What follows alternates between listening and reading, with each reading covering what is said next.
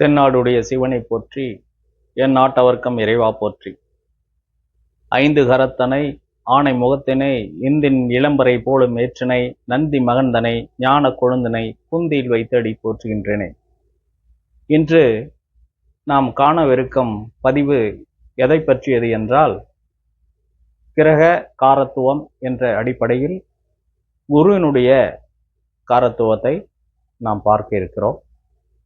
இதை அறிவியல் ரீதியில் நாம் இதை விஞ்ஞானிகள் ஆய்வு செய்து நமக்கு கொடுத்திருக்கும் தகவலை நாம் இப்போது பார்ப்போம். சூரிய மண்டலத்தில் மிகப்பெரிய ஒரு 5வது கோள் குரு பகவானாகும். இது ஒரு வாயு கோள் ஆகும்.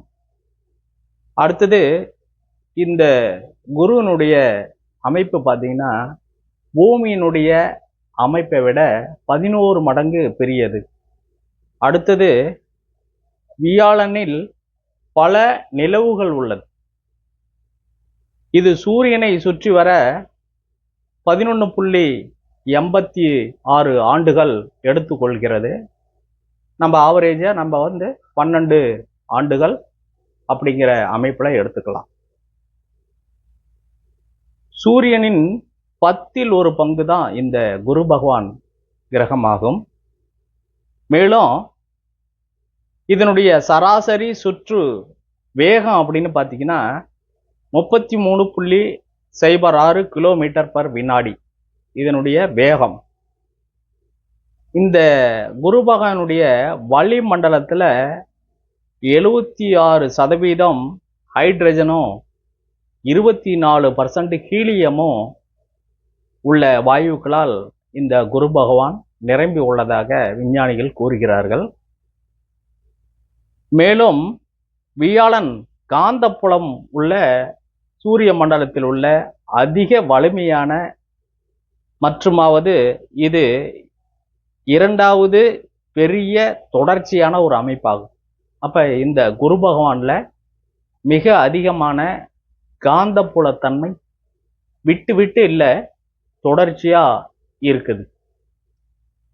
மேலும் ஒப்பீட்டு அளவில் பிரகாசமான பிரதானமான வளையங்களை கொண்டது அப்படின்னு நம்மளுடைய விஞ்ஞானிகள் குரு கிரகத்தை ஆராய்ச்சி செய்து சொல்லப்பட்ட தகவலில் ஒரு சிலவற்றை நாம் இப்பொழுது பார்த்திருக்கிறோம். அடுத்தது பார்த்தீங்கன்னா, புராண இதிகாச சாஸ்திர அடிப்படையில் நம் முன்னோர்கள் குரு பகவானை எந்த அடிப்படையில் பார்த்திருக்கிறார்கள் என்ற அமைப்பில் பார்க்கும்போது, புராதனத்தில் சாஸ்திரத்தில் இவரை குரு என்றும் பிரகஸ்பதி என்றும் அழைக்கப்படுகிறார். மேலும் இவர் ஞானம் மற்றும் அதிர்ஷ்டத்திற்கு அமைப்பை கொண்ட ஒரு கிரகமாக நமது முன்னோர்கள் பயன்படுத்தி இருக்கிறார்கள்.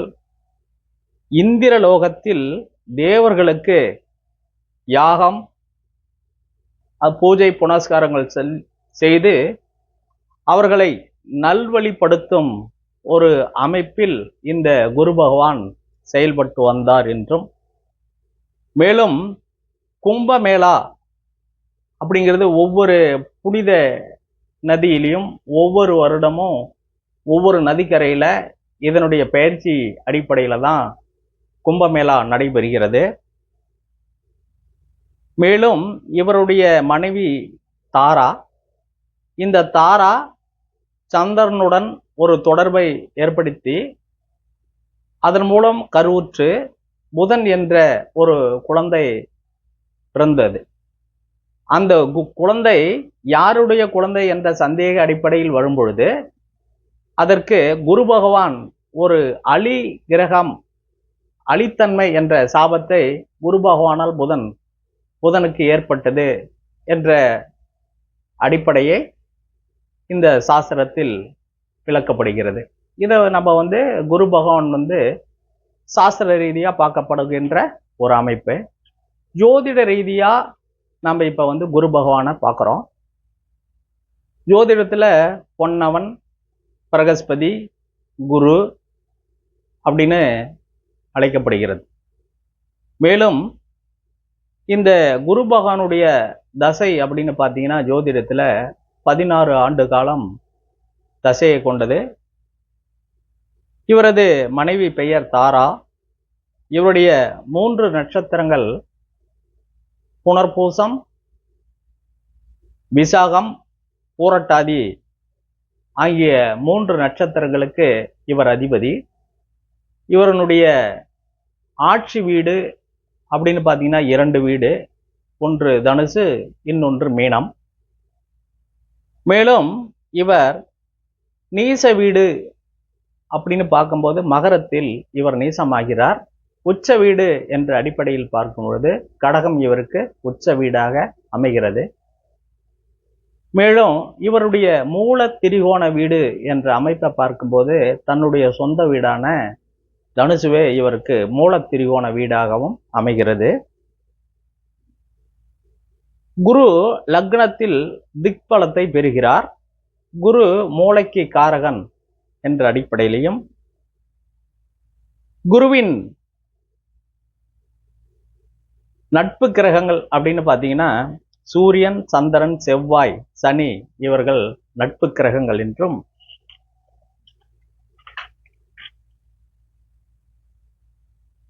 பகை கிரகம் அப்படின்னு பார்த்தீங்கன்னா ராகு, கேது, புதன், சுக்கிரன் இந்த கிரகங்கள் குருவிற்கு பகையாகவும் அமைகிறது.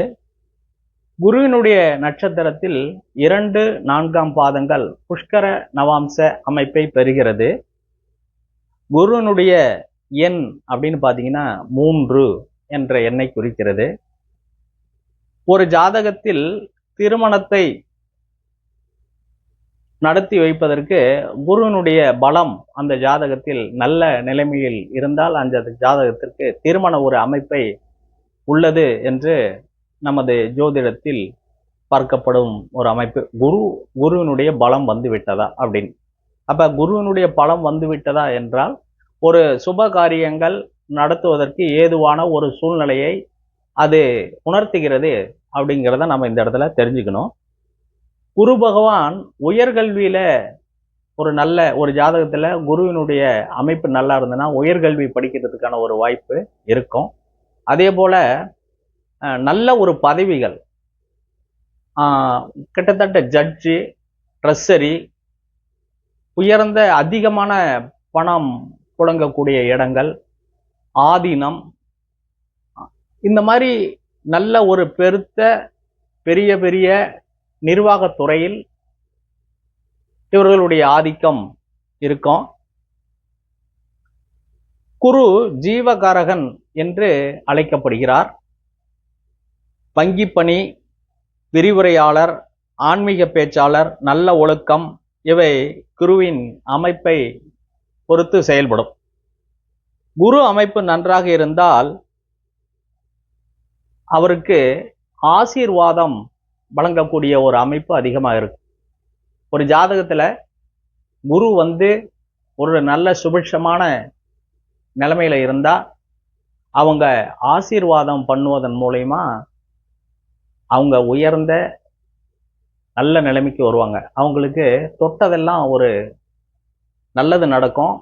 பெரிய பெரிய இடங்களுக்கு கூட்டிகிட்டு போய் ஒரு நிறுவனத்துக்கோ ஒரு நிறுவனம் தொடக்க விழாவுக்கோ அல்லது ஒரு திருமணத்திற்கு தாலி எடுத்து கொடுத்திருக்கோ, இது போன்ற நல்ல செயல்களுக்கு அந்த குருவினுடைய அமைப்பு நல்லா இருந்ததுன்னா அவங்க முன்னிலைப்படுத்தி அவங்களுக்கு அந்த உயரக்கூடிய ஒரு வாய்ப்பு கிடைக்கும். இப்படி இந்த ஜோதிட சாஸ்திர விஞ்ஞான அடிப்படையில நம்ம ஒரு சில பொதுவான கருத்துக்களை இந்த பதிவில் நாம் பார்த்துருக்கோம். இந்த சேனலை நீங்கள் சப்ஸ்கிரைப் செய்து கொள்ளுங்கள். மேலும் நமக்கு நல்ல பல தகவல்களை அடுத்தடுத்த வரும் வீடியோக்களில் உங்களுக்கு கிடைக்கும். ஏன்னா அப்படின்னா இதெல்லாம் ஒரு ஜென்ரலாக ஒரு ஜோதிடர் சொல்லக்கூடிய ஒரு சில விஷயங்களை நம்ம சொல்கிறோம். அடுத்தது ஜாதகம் போட்டு விளக்கம் சொல்கிறது. அந்த ஜாதகத்திற்கு அந்த தசாபுத்தி நடக்கும் பொழுது அவர்களுடைய உடல் ரீதியாக, மன ரீதியாக, உளவியல் ரீதியாக எந்த மாதிரி செயல்படும் அப்படிங்கிறத நம்ம மூளை சார்ந்த விஷயங்களிலும் உடல் இயக்க சார்ந்த விஷயங்களிலும் மற்றும் அந்த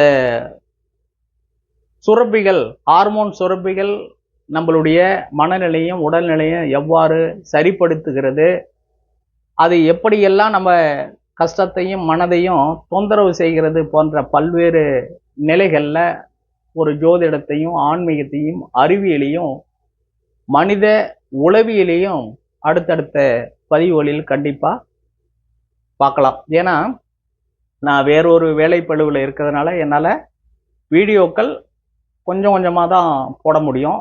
எனக்கு இந்த யூடியூப் விஷயங்கள் கொஞ்சம் புதுமையாக இருப்பதால் கொஞ்சம் நிதானமாக பொறுமையாக நான் செயல்பட்டு இந்த வீடியோக்களை நான் போட்டு கொண்டிருக்கிறேன். எனக்கு அந்த பயிற்சியும் வேகமும் கூடும் பொழுது மிக விரிவான வீடியோக்களையும் நல்ல ஒரு புரிதலான மக்களுடைய வாழ்வியலை உணரக்கூடிய விஷயங்களையும் அடுத்தடுத்த வீடியோக்களில் நாம் கண்டிப்பாக காணுவோம்.